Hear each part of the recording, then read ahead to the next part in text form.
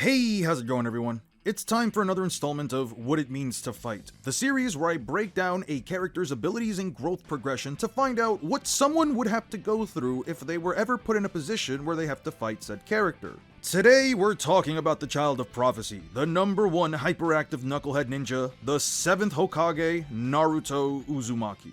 Before we begin, we're gonna lay down a couple of rules. This is not a power scaling video, more so a breakdown of sorts. I will do my best to quantify the character's speed and strength, but given the way that Kishimoto has written the series, there really isn't a way to properly quantify the characters after a certain point. There's not a lot of text that one could extrapolate numerical values from, so I'll do my best to find a fair interpretation. Supplementary sources, such as the data books, will be taken into consideration, but the source material will likely still take precedence. I'm also going to focus solely on the original Naruto manga. I haven't reread Boruto yet, so I won't be including the Boruto version of Naruto. Finally, if you enjoy the content or would like to see more videos like this, please let me know down in the comments. We also have a Discord server which you can join by becoming a channel member or by joining my Ko-Fi. The community is growing and we like to promote healthy power scaling. So with all that out of the way, let's begin.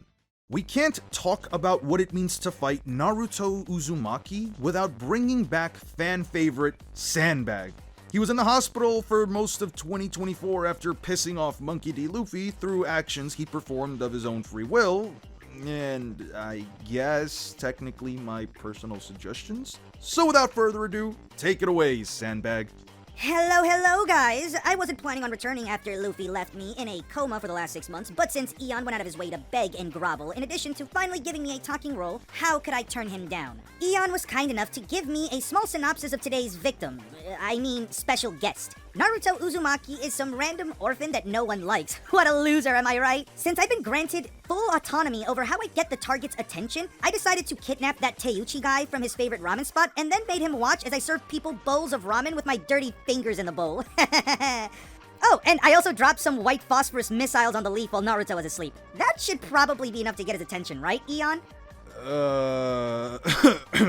Yeah, that'll probably do it.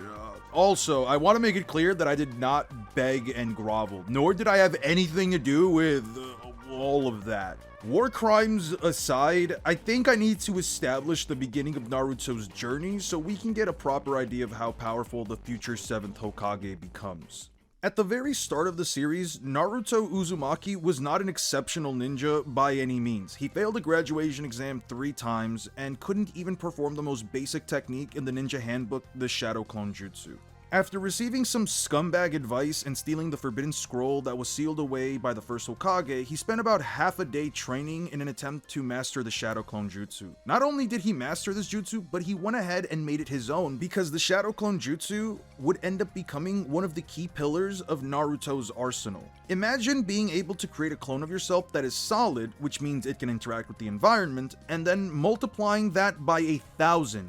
Naruto, as an Uzumaki, has one of the largest chakra pools in his village, even as a child. The Uzumaki were a clan of ninjas that were best known for their vast chakra reserves and life force. They were also feared for their sealing jutsu, but that's completely irrelevant within the context of this video. Having such massive chakra reserves means that jutsu with relatively large chakra consumptions, like the multi-Shadow Clone Jutsu, are a viable option for Naruto.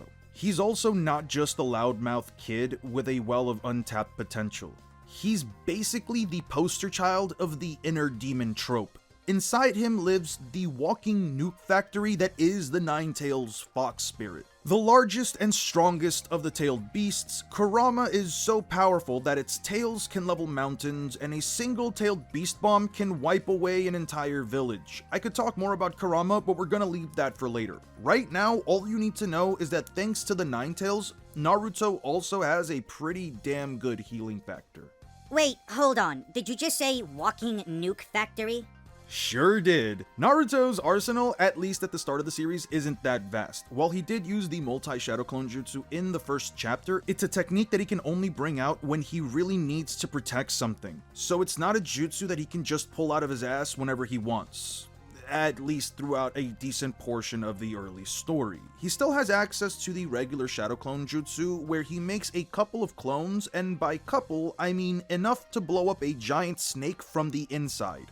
He can also use the transformation jutsu, which, as the name implies, allows him to transform into objects or people. He's even developed a variant of this technique known as the sexy jutsu, or the ninja centerfold, which is exceptionally effective against grown men and goddesses. A sexy jutsu? What kind of a perv comes up with this stuff? I don't know, ask Kishimoto. Shinobi, even the more average ones, are much stronger than your average human. By the time of the Chunin exams, we get to see what other genin can really do, and among them, there is a snake in the grass. Orochimaru is one of the legendary Sannin and a complete weirdo. What he's doing, messing around with a bunch of 12-year-olds, I have no clue. He's like one of the strongest ninjas in the modern day who can make Naruto's teacher Kakashi, one of the strongest ninjas in the Leaf, almost shit himself.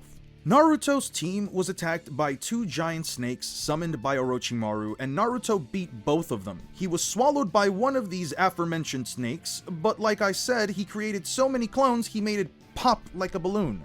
The other one slapped him away with its tail, which smashed him through 3 giant tree branches. This caused him to then retaliate with a single punch, which left the snake stunned. He then proceeded to stop it with brute force when it rushed in for Sasuke. A 12-year-old stopped a giant snake with brute force. Granted, this was all thanks to the Nine-Tails chakra. You see, under extreme stress or life and death situations, Naruto can call upon a small amount of Kurama's chakra, giving him an amp in speed and strength in addition to what some would call a rage boost. He was also capable of punching someone through ice that is so tough a giant fireball could not melt it. All in all, I definitely wouldn't want to be in his line of sight when he's pissed off. Well, this is just Battle Shonen slop. I'm sure he doesn't get much stronger than this, right?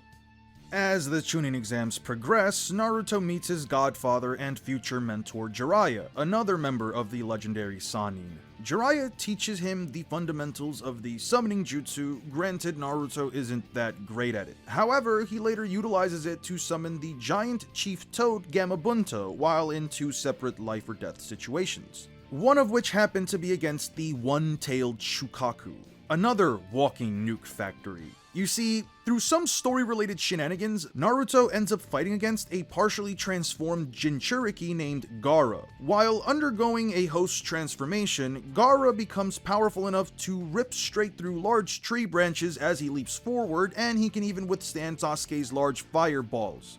As the fight progresses, Gaara becomes more and more like Shukaku and can even shoot sand projectiles that blast straight through tree bark, which Naruto was able to withstand. He eventually outmaneuvers this freak and manages to shove an explosive, which he just so happens to carry, in Gaara's rear end, causing massive damage. He then summons 1,000 shadow clones and proceeds to jump the mentally unstable orphan who only wanted to play with his sand. Gaara finalizes his transformation, nearly kills Naruto, and because this is a life and death situation, Naruto gets a teeny tiny boost from Kurama and summons his own giant fucking kaiju in order to even the battlefield. Mind you, this is pretty much the second arc in the story. Naruto is pulling off some Kage-level shit as a 12-year-old, and I genuinely can't think of that many active Leaf Shinobi that could pull off something like this. The summoning jutsu isn't a technique Naruto utilizes very often, however, if the situation were to call for it, he can eventually bring out some of the strongest toads that reside within Mount Myoboku. So he's got an army of toads? That's kinda gross, but manageable. Yeah, you keep saying that. During the following arc, Naruto spends a majority of it trying to learn the Rasengan, the jutsu that would be the second pillar of his arsenal. This jutsu is essentially a compressed sphere of spinning chakra modeled after a tailed beast bomb. It's probably one of the most versatile techniques in the entire story. For example, there's Rasengan, Big Rasengan, Red Rasengan, Really Big Rasengan, lots of Rasengans that sprout from his back, Rasengans with tiny little Rasengans around it, really big Rasengan, but he pulls you into it, and lots of orphans running with Rasengans. There really isn't much else to talk about here other than the fact that he was punched and stabbed by a grown man that's as strong as Kakashi, which he later put down with a single Rasengan. Sorry, I'm still stuck on the giant toad. How big did you say he was? 17 meters. Anyway, more story-related shenanigans happen. Sasuke overreacts a little about Naruto destroying the Leaf's only fresh water tank, so he goes to live with Orochimaru, that 50-year-old weirdo, because Konoha doesn't have any more clean drinking water, and Sasuke needs a healthy growing body in order to achieve his goals. Naruto chases after him with his band of water-hating freaks, and we get another battle shonen slop arc with a metric fuck-ton of flashbacks that are even in the manga, that take up like half the page. We just went over all of this, why do we need some flashbacks? Naruto eventually reaches Sasuke after jumping a terminally ill snake worshipper who only wanted to spread the good word. He ends up having a civil disagreement with Sasuke, which resulted in him having an arm through his lung. Naruto succumbs more to the Nine Tails, now forming a chakra cloak, which can even protect him from Sasuke's cursed amped fireballs. He fails to bring back Sasuke, and moves out of the village with Jiraiya in order to get away from this whole no more clean drinking water fiasco until the statutes of limitation run out in 2 years, which he spent training since he didn't have anything better to do. Oh god, why is it always a 2-year time skip? By the time he returns to the village and the legal system can no longer imprison him for his misdoings, Naruto certainly improved as a ninja? Wait, what do you mean by that? Well, Naruto certainly became more proficient in his utilization of the Shadow Clone Jutsu and in the way that he could outsmart and misdirect his opponents. In fact, it's the reason why he could take Kakashi's tiny bell during his salty runback with the bell test. He also learned how to make a bigger Rasengan, and he could now technically dispel Genjutsu, but his training overall didn't amount to much.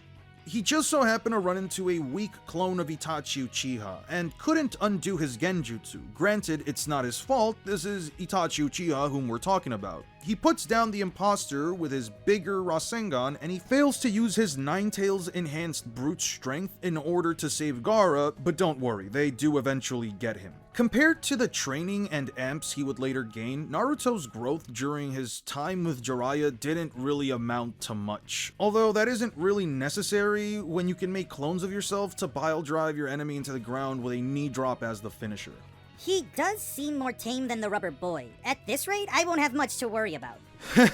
Funny you say that. See, he eventually runs into Orochimaru, who isn't doing too well. He lost his arms in his fight against Hiruzen 2 years prior, which caused him a great deal of pain, and he was being rejected by his current body, meaning he wasn't in his best shape. Orochimaru tells Naruto about all the fresh mountain spring water Sasuke's been chugging for the last 2 years, and being reminded of his past felony made Naruto succumb to the Nine Tails again, activating his version 2 Four Tails Cloak. In this state, he becomes a mindless, malleable creature that shoots mini nukes from his mouth, which Orochimaru could only stop by summoning his triple Rashomon gates. He then proceeds to show Naruto why he's known worldwide as the Throat Goat, and pulls out a giant sword the long way. The long way? The long way. Naruto survives being stabbed again, and the next time he does anything impressive is during his training to perfect the Rasengan. You see, the Shadow Clone Jutsu also has the benefit of storing and uploading any experience that the clones may have acquired back to the user after the jutsu is released, which in turn rapidly promotes his growth as a shinobi. The two downsides of this method of training are that the user needs to have extremely large chakra reserves, which he has, and all of the mental fatigue also gets transferred to the user. However, it's all worth it once Naruto reaps the rewards. The Rasen Shuriken is an extremely effective and dangerous jutsu. By applying the Wind Nature transformation to his Rasengan and improving its rotation and density with more shadow clones, Naruto created a jutsu that was so powerful, Tsunade, the 5th Hokage and world's best medical ninja, deemed it a forbidden technique that should never be used under any circumstance. The addition of Wind Nature Chakra allows the jutsu to create countless blades that attack the target's chakra network and deals damage on a cellular level. Depending on the target, they may or may not survive it, since one of the paths of pain gets almost entirely disintegrated by it. Meanwhile, Kakuzu, its first victim, was only left crippled. So we can add abusing the elderly to this orphan's rap sheet. By this point in the story, Kakashi even claims that Naruto has surpassed him. Well, who cares? That Kakashi guy didn't seem that impressive anyway. And you said he can't use it because it's forbidden, so why would I even worry about it? Because he eventually perfects it and even creates a couple of variations. Daddy, no! Daddy, yes. There's the mini Rasen Shuriken, the super big Rasen Shuriken, the mini nuke Rasen Shuriken, and my personal favorite, the flavor of the month Rasen Shuriken, which we'll talk about later. Now, would you believe me if I said that up until this point, Naruto is still kind of ass?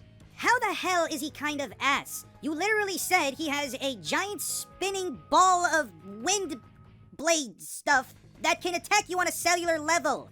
I mean, yeah, he can now make a metric boatload of shadow clones at will, and adding the Rasen Shuriken to his arsenal is no joke, but it may as well not even really be considered useful since the recoil his body suffers is too dangerous, and to top it all off, the Ninetales is still a liability. Naruto, up until this point, has only been scratching the surface of what he can really do. More story-based shenanigans happen, and Jiraiya is unalived. Depression strikes and leaves almost as quickly as it came, leading Naruto to train in Mount Myoboku, where he learned how to touch grass.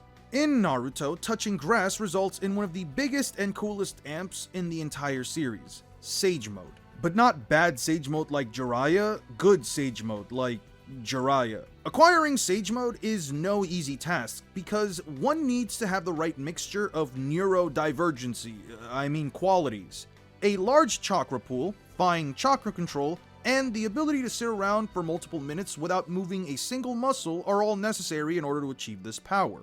That doesn't seem too hard. See, you say that now, but if you mess up, you could become a large toad stature. Okay, so what makes it so great then? I am so glad you asked. Sage Mode users gain enhanced sensory capabilities, allowing them to predict their opponent's next attack. Their bodies become so tough they can fall onto some sharp rocks and feel absolutely no pain. Their physical strength is increased to the point they can lift objects and other living things several tens to hundreds of times their size. They can also utilize nature itself as a weapon, and their jutsu are enhanced, like the Rasen Shuriken, No big deal, I just have to keep him away. which he can throw now. Fuck! Naruto eventually fights Pain, the pseudo-leader of the Akatsuki, and the guy that also ended up destroying the Hidden Leaf. He showed up with 3 giant toads and Gamakichi, he got intel on how Pain's abilities work, he had a scroll that could essentially help him remove Sage Mode's biggest flaw by letting him reactivate it through Shadow Clone shenanigans. He took down a single path before the fight even began, meaning it was only a 5v1. The strongest path of Pain was on a cooldown after pushing the leaf away, and Naruto still lost. Yeah, turns out Pain was a problem. He was sort of bailed out by Kurama in this fight, and he even goes up to 6 tails, which grants him this snazzy new bone armor. I could talk about this rampage and the mini nukes and the small satellite Pain made, but honestly, the events of the war arc are much more impressive, so I feel like I'd just be wasting my time. I feel like you're skimming over so much. I kind of need to know this information.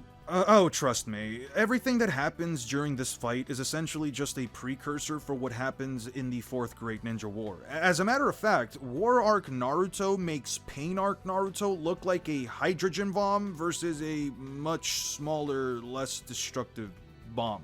I couldn't find a better analogy. On the bright side, the villagers switched up on Naruto after he saved them. They no longer hate him for being an orphan, so there's that. Honestly, that's kind of fake. Didn't they treat him like hot garbage for like 12 years? And didn't they make fun of him for being an orphan too? Yeah, you're probably right. Eventually, Naruto has enough of Kurama being a nosy freeloader when it comes to his fights, so he decides to employ animal abuse by forcefully taking Kurama's power for his own. He meets Mom, has a chat, and with the help of Mother Dearest and the 8 Tails Perfect Jinchuriki Killer Bee, he literally yanks Kurama until all of his chakra comes out. This allowed Naruto to achieve KCM, and oh boy, this form makes Sage Mode look slightly less impressive.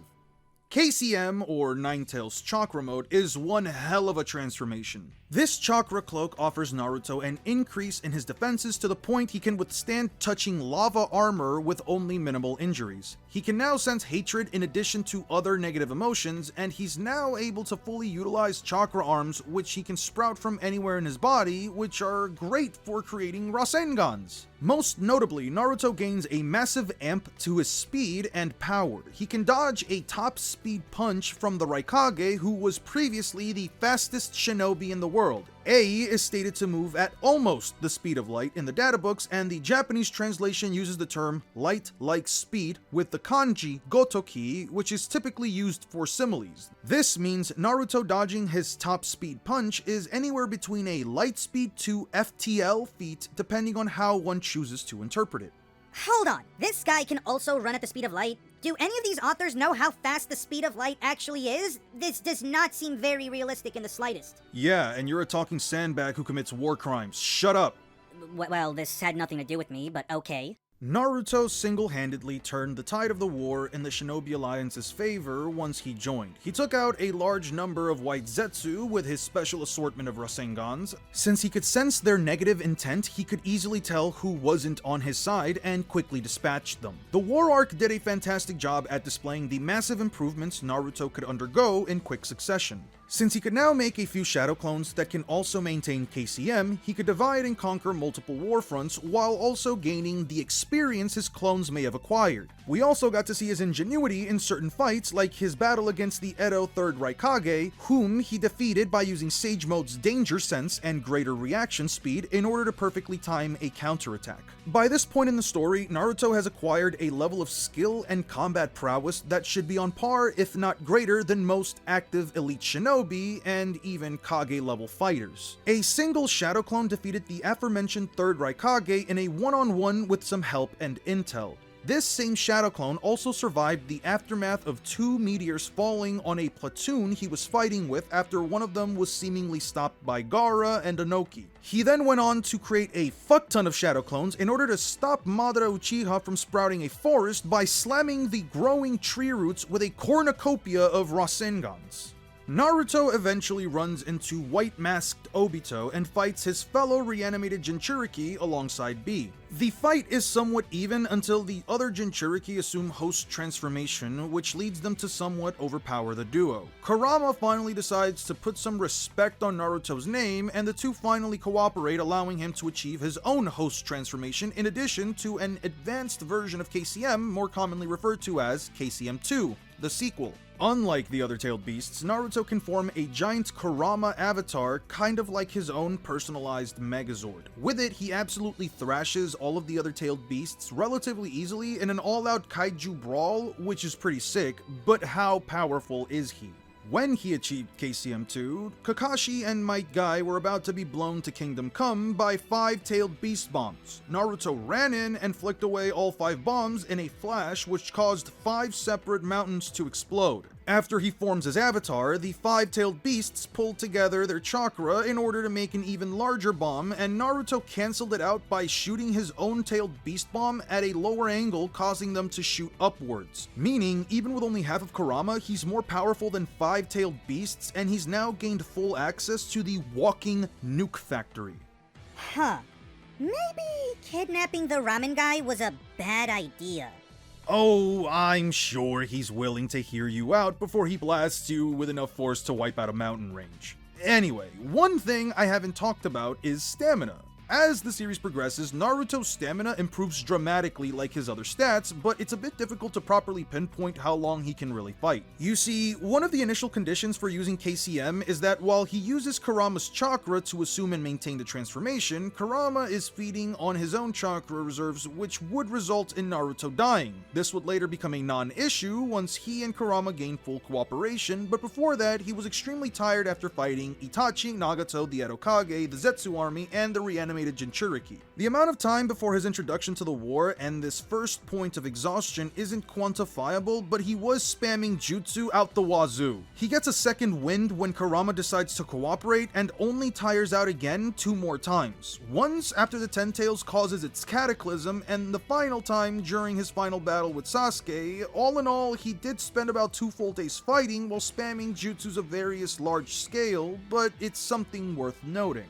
You know, Everything I did was thoroughly calculated, but now that I think about it, maybe the white phosphorus was a bad idea. Speaking of calculating, Kurama just so happens to be the best partner for Naruto. Even though he is the #1 unpredictable ninja, Naruto's ability to analyze the more complex parts of his opponent's arsenal may sometimes be a little lacking. That's not to say that he can't do it all on his own, but Kurama is pretty much one of the smartest characters in the verse from a tactical combat perspective. He quickly figured out an easy way to properly combat Obito's Kamui. He coordinated with B, Guy, and Kakashi in order to figure out a way to fight the Ten Tails, and if we're talking Boruto, he developed a method by which he could form a new type of energy in a similar process to nuclear fusion. Are you seriously telling me the giant fox is a nuclear physicist? Yeah, but that's only in Boruto. The war arc continues to escalate, the Ten Tails is revived, and Naruto learns how to share his chakra with the rest of the Alliance, allowing them to get an ample boost. Kakashi mentioned that the chakra Naruto was handing out was 3 times greater than the chakra Kurama granted him when they were fighting Obito. By using himself as an intermediary, Naruto can make Kurama's chakra compatible with anyone, which means if he wanted to, he could grant an entire army of superpowered ninjas a defensive cloak that both heals them and grants a massive boost in power. Oh, and he can also make a giant chakra bird too, I suppose. Naruto's progression throughout the war arc is kind of weird, because he's likely growing more and more powerful as he fights, or at the very least, his synchronization with Kurama is improving to the point where he can fully utilize the Nine Tails chakra and all of its benefits without any real drawbacks. The real issue at hand is that there really isn't a way to quantify how much stronger he's become. His ability to grant others Kurama's chakra, while impressive, also comes at a cost to his own stamina, since he's been fighting non-stop for over a day now, and controlling that much chakra can't be easy. The revived Ten Tails eventually evolves into its 3rd state and causes a massive cataclysm which is akin to multiple natural disasters all occurring at the same time. Thanks to Kurama's chakra, Naruto was capable of protecting the entire alliance. He did suffer quite a bit of damage and needed to be healed right afterwards, although it didn't take too long before he could reassume KCM. Sandbag, are you still listening? Oh yeah, totally. Say, do you happen to know if white phosphorus burns are treatable? Maybe aloe vera could work. I think I'll just continue. More story-related shenanigans happen, Obito becomes the Ten Tails Jinchuriki, Naruto figures out Senjutsu works on him, and now combines KCM2 with Sage Mode for a super massive power-up. Almost everything Naruto does from here on out ends up being a shared feat with someone else. He slams a giant Senjutsu enhanced Rasengan at Obito with his dad, and he performs the majestic attire Susanoo with Sasuke. The only other thing he kind of pulls off at this point is the Talk no Jutsu on Obito, but I don't think he'll be resorting to it when it comes to Sandbag. Oh, come on, you don't know that. I can be reformed. I already let the ramen guy go. Dude, you bombed the leaf with white phosphorus. No one told you to do that. You said get his attention by any means. So you thought chemical warfare was the way to go? This isn't even his final form. What kind of Dragon Ball shit is this? Are you telling me there's a KCM3? Well, not exactly. Naruto calls Obito out for being an asshole and tells him all about the water tank situation, and explains to him that if an ex-felon like himself can be reformed, then so can he. The Alliance yoinks out all of the tailed beasts from Obito, Madara gets revived and pulls an Uno reverse and yoinks them back into the Ghetto Mazo, turning himself into the Ten Tails Jinchuriki. Naruto nearly dies, talks to Ninja Jesus, and is now granted 6 Paths powers alongside Sasuke. In addition to a spiffy new outfit, Naruto can now call upon the chakra of all the other tailed beasts in order to perform what I like to call the flavor of the month Rasen Shurikens. The lava-style flavor could sever the gigantic god tree that sprouted from the Ten Tails, which dwarfed mountains. This brand new 6-path Sage Mode comes with an assortment of new abilities. To start things off, think of it like an even better version of Sage Mode that allows Naruto to gain an unconscious mastery over levitation. He's now got access to all 5 chakra nature transformations, in addition to Yin Yang release and the specific Kekkei Genkai of the tailed beasts. He's virtually immune to any ninjutsu that isn't bolstered by Senjutsu or 6-path powers, meaning only physical blows of the highest order can hurt him. His sensory abilities improved to the point he can now sense Madara's Limbo clones, which exist in a separate dimension, and he's acquired some truth-seeking orbs. The TSO are extremely busted. They are small black orbs that are entirely malleable and have the power to easily obliterate entire forests. Let's not forget that he can also combine them with his Rasengans in order to make even larger spinning nukes of death that can now blow up meteors. Sandbag, are you okay? It's happening again! Why does this keep happening to me? Oh, come on. Look at it on the bright side. He doesn't have his truth-seeking orbs after the war.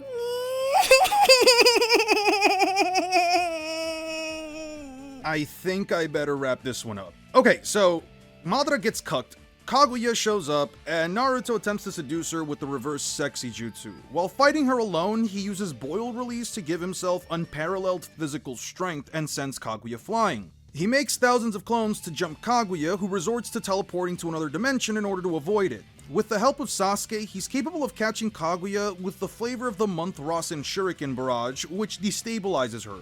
All it took to bring down Kaguya was some good old-fashioned teamwork and a sucker punch in order to end this whole kerfuffle and save the day. Naruto and Sasuke have their final battle, and the only thing I need to talk about is the fact that he had Kurama touch so much grass that he could combine 3 separate Kurama avatars and then form 2 giant 6-paths tailed beast Rasen Shurikens in order to clash with Sasuke's Indra's arrow, which also had the power of the 9-tailed beasts. This resulted in what could possibly be the largest explosion in the series that would have certainly killed anyone else caught in the jutsu. Like, no kidding, even they barely survived it. So, what does it mean to fight Naruto Uzumaki? Well, we're talking about a guy who can move at faster than light speeds, has a healing factor that can regrow a punctured lung if necessary, has enough stamina that he can fight for 2 days straight while spamming some of the largest jutsu in the verse while only requiring a short break every now and then. He can make thousands upon thousands of clones that can do everything he can do and that can transfer any experience they gain back to him. His signature move has like 15 different variations, and there's even an advanced variant that has like 5 more variants each with different flavors. He has the strongest walking nuke factory that can grant him a chakra cloak, which makes more arms so that he can pelt you with more Rasengans, and he can even withstand multiple natural disasters at the same time. He can fly, walk on water, he has access to an even more powerful transformation that lets him use the abilities of all the other walking nuke factories, he can sense where his opponents are based on their negative emotions, and finally, whenever he wants to, he can create a giant 3-headed flying fox avatar that can throw the shonen equivalent of a hydrogen bomb. Oh, and if the situation calls for it, he can transform himself into an attractive male or female to lower his opponent's guard. Eon, I think I see him. We gotta get out of here. We? What do you mean, we? When did you start speaking French? I didn't commit any war crimes against the Leaf. There is no we. You are you, and you are screwed! This isn't a time for your bullshit, Eon. Where the hell are you going? Eon, damn it! Stop ignoring me! Ah! Here we go, Kurama!